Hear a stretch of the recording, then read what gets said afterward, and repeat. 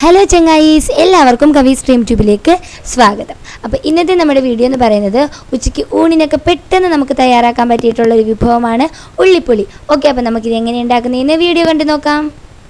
അപ്പോൾ നമ്മുടെ ഉള്ളിപ്പുളി ഉണ്ടാക്കാനായിട്ട് നമുക്ക് ആദ്യം വേണ്ടത് ഉലുവ വറുത്തെടുക്കണം. അപ്പോൾ ഉലുവാപ്പൊടി ഉള്ളവർക്ക് പ്രശ്നമില്ല, എൻ്റെ കയ്യിൽ ഉലുവാപ്പൊടി ഇല്ല. അപ്പോൾ ഞാൻ ആദ്യം ഉലുവ വറുത്തെടുക്കാൻ പോവാണ്. കുഞ്ഞ് സ്പൂണിൻ്റെ അളവിൽ ഞാൻ ഉലുവ ഇടുകയാണ്. അത്രയും മതി, ഞാൻ 2 പേർക്കുള്ള കൂട്ടാനില്ലേ. അപ്പോൾ നമുക്കിതൊന്ന് ചെറുതായിട്ടൊന്ന് വറുത്തെടുക്കാം. ഇതുപോലെ സവാളയും പച്ചമുളകും അരിഞ്ഞു വെക്കുക. സവാള ഞാൻ 2 സവാളയാണ് എടുത്തിരിക്കുന്നത്, ഒരു വലിയ സവാള ഒരു കുഞ്ഞു സവാള. എന്നിട്ട് അത് നന്നായിട്ട് കുഞ്ഞായിട്ട് അരിഞ്ഞു വെക്കുക. നമ്മൾ ഉലുവ വറുത്തെടുത്ത് കഴിഞ്ഞു. ഇനി നമുക്ക് മുളക് പൊടിയും മല്ലിപ്പൊടിയും കൂടി വറുത്തെടുക്കാം. ഓക്കെ, നമുക്ക് 1 സ്പൂൺ, ഈ കുഞ്ഞു സ്പൂണിന് നിറയെ മുളക് പൊടി നിൽക്കുന്ന പോലെ 1 സ്പൂൺ മുളക് പൊടി. തീ കുറച്ച് വെക്കുക. പൊടികൾ വറക്കാൻ നേരം 1 സ്പൂൺ മുളക് പൊടി ഇട്ട് ഇളക്കുക. അതുപോലെ തന്നെ സ്പൂണിന്റെ ഇത്രയും 1/2 സ്പൂണോളം മല്ലിപ്പൊടിയും കൂടി ചേർത്ത് നന്നായിട്ട് വറുത്തെടുക്കുക. ഉലുവയും മുളക് പൊടിയും മല്ലിപ്പൊടിയും ആറിയതിനു ശേഷം നമുക്ക് ജാറിലിട്ട് അതിനെ അരച്ചെടുക്കാം. ആ സമയം കൊണ്ട് തന്നെ നിങ്ങൾ ഒരു പാത്രത്തിനുള്ളിൽ ഒരു നെല്ലിക്കയുടെ വലുപ്പത്തിൽ പുളി എടുത്ത് ഇങ്ങനെ വെള്ളത്തിലിട്ട് വെക്കുക. അപ്പൊ ഇതുപോലെ പുളിവെള്ളം എടുത്ത് വെച്ചേക്കുക. ഇപ്പൊ നമ്മുടെ ചീനിച്ചട്ടി ചൂടായിരിക്കുകയാണ്. ഇതിലേക്ക് നമുക്ക് ഫസ്റ്റ് വേണ്ടത് എണ്ണ ഒഴിച്ചു കൊടുക്കാം.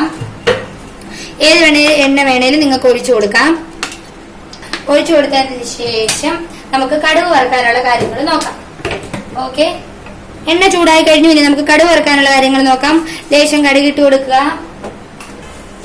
കടുക് പൊട്ടുന്ന സമയത്ത് നമുക്ക് ഇതിനകത്തേക്ക് 1 വറ്റമുളക് പൊട്ടിച്ചിട്ട് കൊടുക്കാം.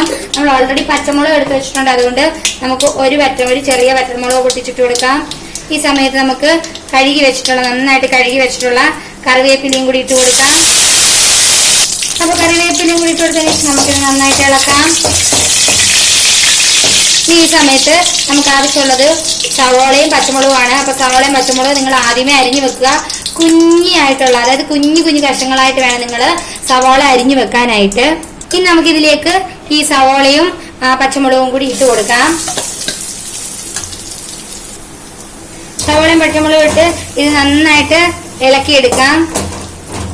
അപ്പൊ നമുക്കിതിലേക്ക് ഈ സമയത്ത് 1 സ്പൂൺ ഉപ്പിട്ട് കൊടുക്കാം. ഇത് വഴണ്ടി വരുന്ന സമയം കൊണ്ട് നമുക്ക് ഉലുവയും മുളക് പൊടിയും മല്ലിപ്പൊടി വറുത്ത് വെച്ചിരിക്കുന്നത് 3ഉം കൂടി ഇട്ട് അരച്ചെടുക്കാം. നമ്മളിപ്പോ നന്നായിട്ട് അരച്ചെടുത്തിട്ടുണ്ട്. ഇനി നമുക്ക് ഈ ഉള്ളി നന്നായിട്ടൊന്ന് വഴച്ചെടുക്കാം. ഈ സമയത്തിനകത്തേക്ക് നമുക്ക് ലേശം മഞ്ഞൾപ്പൊടി ഇട്ട് കൊടുക്കാം.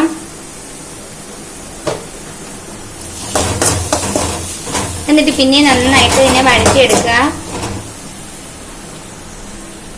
നമ്മുടെ സവാള ഇപ്പൊ നന്നായിട്ട് വഴണ്ടി വന്നിട്ടുണ്ട്.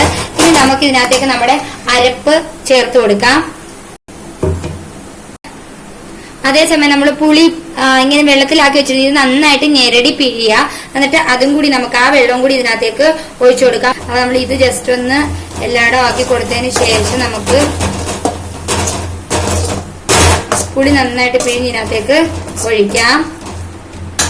ഞാനിപ്പോ പുളി നന്നായിട്ട് പിഴിഞ്ഞ് വെച്ചിട്ടുണ്ട്. ഈ തോല് നമുക്കങ്ങ് കളയാം. എന്നിട്ട് ഈ പുളി ഇതിനകത്തേക്ക് പുളിവെള്ളം ഒഴിച്ചു കൊടുക്കാം. നമുക്ക് നമ്മൾ ആ പുളിവെള്ളം ഒഴിച്ചു കൊടുത്തിട്ടുണ്ട്.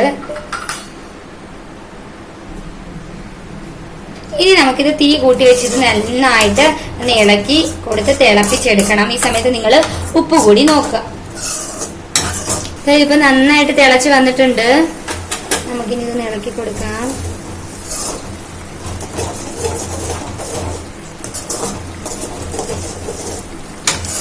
ഓക്കെ, ഇനി നമുക്കിപ്പോ സ്റ്റവ് ഓഫ് ചെയ്യാം. നമ്മുടെ അടിപൊളി ഉള്ളിപ്പുളി റെഡി ആയിട്ടുണ്ട്. ഇനി നമുക്കിത് പാത്രത്തിലേക്ക് മാറ്റാം. അപ്പോൾ എല്ലാവരും ഈ ഉള്ളിപ്പുളി ഒന്ന് ട്രൈ ചെയ്ത് നോക്കുക. അപ്പോൾ വീഡിയോ ഇഷ്ടമായിട്ടുണ്ടെങ്കിൽ വീഡിയോ ലൈക്ക് ചെയ്യാനും ഷെയർ ചെയ്യാനും മറക്കരുത്. അതുപോലെ തന്നെ ചാനൽ പുതിയതായിട്ട് കാണുന്നവരുണ്ടെങ്കിൽ ചാനൽ സബ്സ്ക്രൈബ് കൂടി ചെയ്യുക. അപ്പോൾ അടുത്ത വീഡിയോയിൽ വീണ്ടും കാണാം. ബൈ.